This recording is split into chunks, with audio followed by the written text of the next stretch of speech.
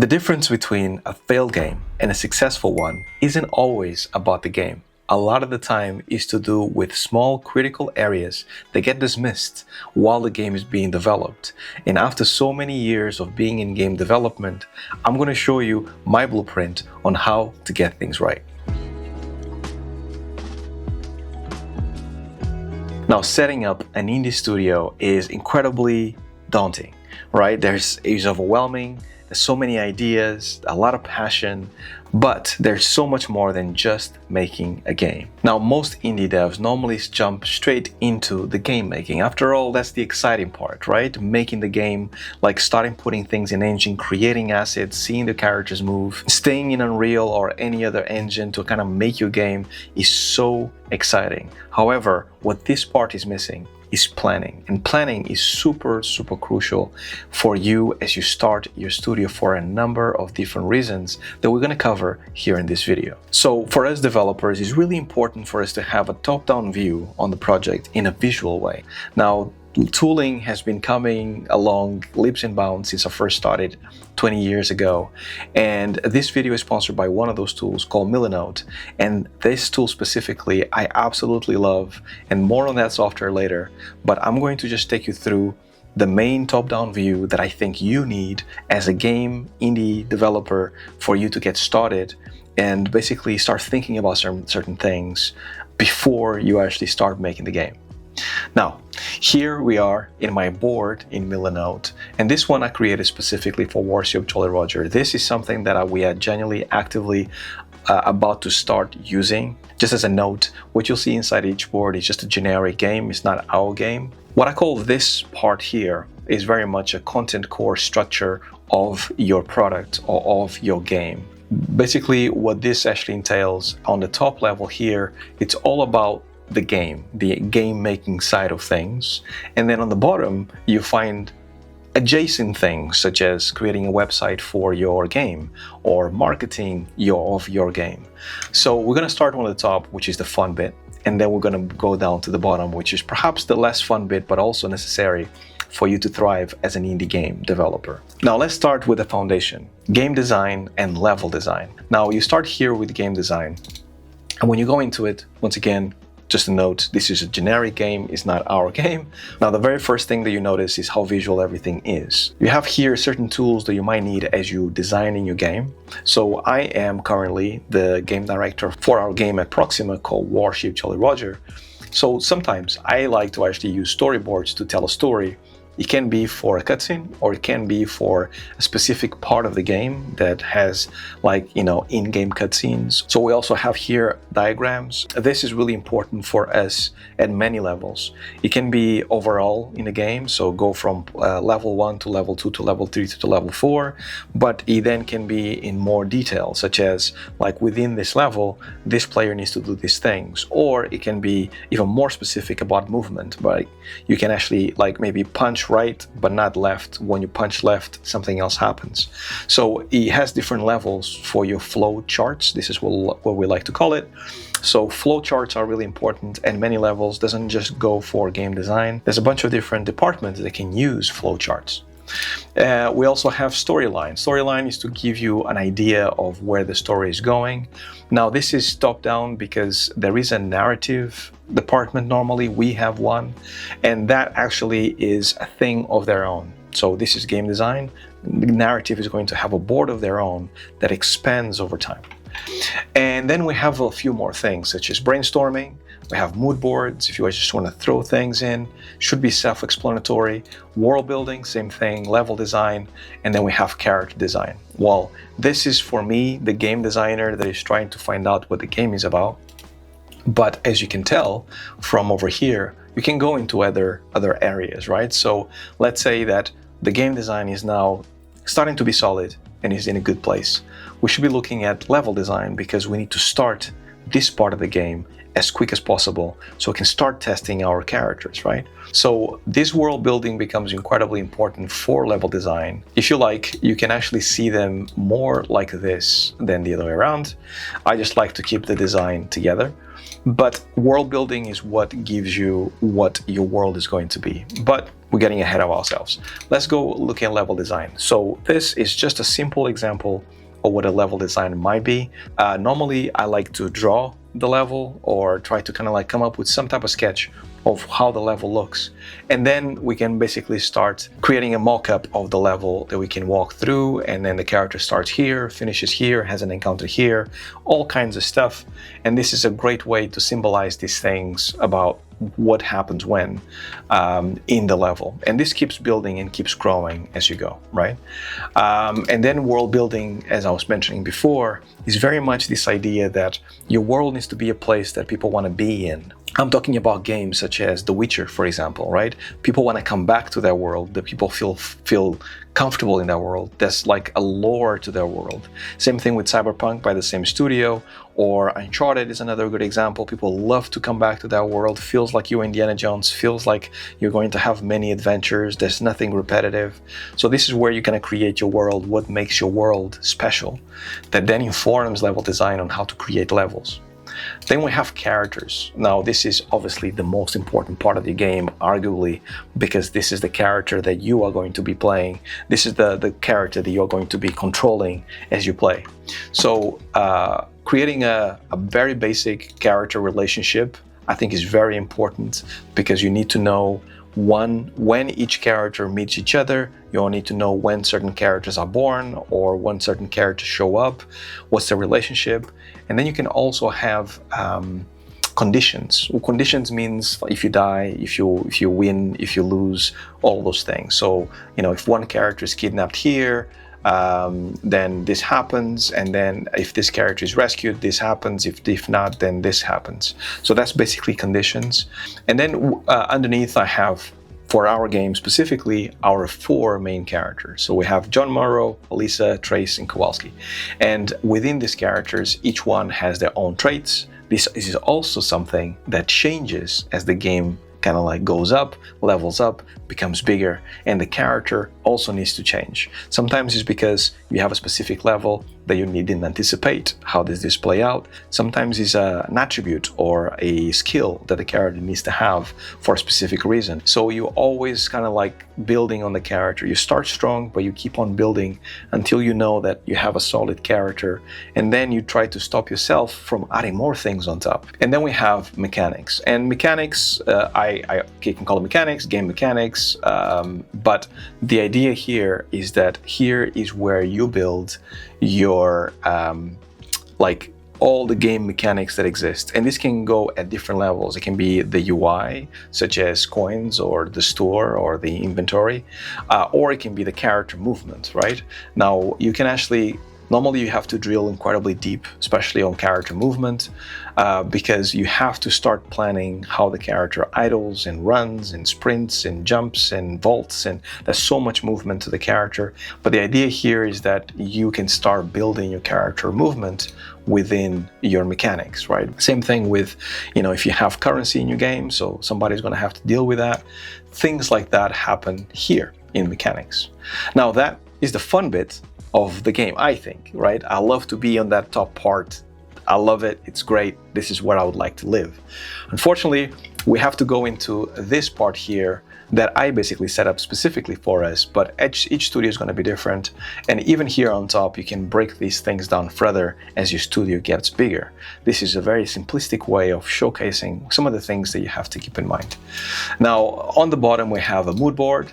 This is important for you to start adding things. This, to me, I feel like is almost like a bin of ideas that I find as I'm watching film or anime or reading books or listening to audio. I basically go and dump it all here. So it can be, I don't know, this lady has an incredibly cool hat with feathers. Can we add that to the game? So that's going to be a conversation with Art to see if we can actually make that work. Same thing here. I watched this video. I like the camera angles. Now I'm talking with cinematics. Can we actually make a cinematic that has this type of camera movement? Would it fit in our game? Now, brainstorm. This is blank because it's basically a place for you to go. But For example, we have a demo that we want to showcase to publishers. So it goes here, and then we brainstorm about where should we go next. Or let's say we have a level called Castle Dash. This is where we basically put all the stuff that we want to do in this level, and then we discuss. And then we have pitch deck, which I think is important for any indie studio. Now, you should always have a pitch deck in your pocket as an indie studio ready to go. There's a bunch of different reasons why this is important. And one of the many is definitely publishers, investors that you might meet, but then there's others, such as like sometimes you will meet a company that you actually want to work with and you want to impress them with the work that you're doing, so they understand that you want to work with them and can be a really nice relationship. You show them your pitch and you see what it is. Or sometimes you meet a peer that is also an indie dev and you want to get their views on your game. Pitch deck is perfect for that, right? So there's many reasons why you're going to need a pitch deck. So one of the very first things that you need to do as an indie developer when you have that idea for the game is put together a really solid pitch deck that you can go ahead and, you know, make it shine, right? So we just throw ideas here, and whenever we need to go to a GDC or a Gamescom that we need to have a fresh deck, we just put it all together, have a new deck. Bob's your uncle. Now, website, it's another one that you're going to have as quick as possible so you can showcase your work to the world, right? Now, pretty self-explanatory. Marketing, it's one that it's really big and one that you should not dismiss. Now, before we dive any deeper, I want to share something that has been really amazing and has changed the way we develop games at Proxima as of late. This video is sponsored by Milanote. You know that overwhelming feeling of juggling a gazillion things as you are game developing? Well, Milanote is basically your digital war room when it comes to actually gathering all things game and studio as you develop your game, as you go to events, as you do a bunch of different things. Now, I first saw Milanote when I worked together with a video production studio in Scotland that helped us create a teaser for our behind the scenes at Proxima. Now, when I was working with the video production team, they were amazing. They showed me the plan that they had for the whole series that unfortunately didn't happen in Milanote. And as soon as I saw it, I was hooked, and I was asking them, what is this software? So they told me a little bit more about Milanote. It stayed in the back of my mind. And the more I looked at software that could actually be beneficial for Proxima, for us to develop a little easier, more visual, so everybody could be part of the same project, the more I fell in love with Milanote. Now, what's exciting is that as of recent, Milanote dropped these specialized templates for game developers. Giving love to our people is always an amazing thing. So if you're designing a character or writing a narrative or planning some stuff, then everything is under one roof. Now, speaking of workflows, something that is really changing in our industry is the marketing of your game. Remember the days when you could actually just make your game and just send it to a publisher and they would actually do the marketing for you? Unfortunately, those days are kind of over at this point. Gamers want to hear from the developers behind the game, not so much the publishers, which means that in turn, I'm a big believer that nowadays we're heading towards a place where developers are going to start thinking about marketing more seriously than before. Instead of just like, offloading it to a publisher, now you have to start making a plan. Now you have to start thinking about how are you going to market your game, what's your release date, what's your release game, what kind of platforms are you going to use, community, all of that stuff is super important. And I think it's absolutely brilliant to have a tool like Milanote because they are helping us basically at making this thing slightly easier. So let me show you here what I mean. So here's the marketing template that Milanote created for us. Now, this doesn't come like this. I changed just a few things just to make it more Warship Jolly Roger themed. But if you were to start any new board here, right? And I'm just going to leave it as standard. When you go into a new board and it's blank, you get to see some templates. And then within these templates, you can actually go into our game design. And then within the game design, you actually can find the game marketing plan. Now, this marketing plan looks like this. They add some images and some examples for you to get inspired, but you don't use any of these unless you actually keep the example content. If you just want to use the template, you just press this button and then it gets populated like so for you. It's a really cool thing to know that you can have goals, so you can just set up your goals for your studio as you want, right? And then you can start kind of like setting basically milestones. How many wish lists do you need? Very important for any indie developer. How many people do you want in your community? Remember, it's not about quantity, it's about quality, and having a few hundred people that actually really believe in your game, that really can give you constructive feedback on your game is super important, so you know that you actually are heading the right way. So building a Discord community with about 500 members, that makes sense. Secure about 100,000 wish lists. It sounds like a big number, but believe it or not, this is what's needed for your game to get traction, for it to be noticed out there. And then get 5,000 game downloads, because now you're thinking about the money. How much money do we realistically need for our studio to keep on thriving and making more games in the future? It's not just about the profit, but it's about reinvesting that money so you can basically continue to make games in the future, right?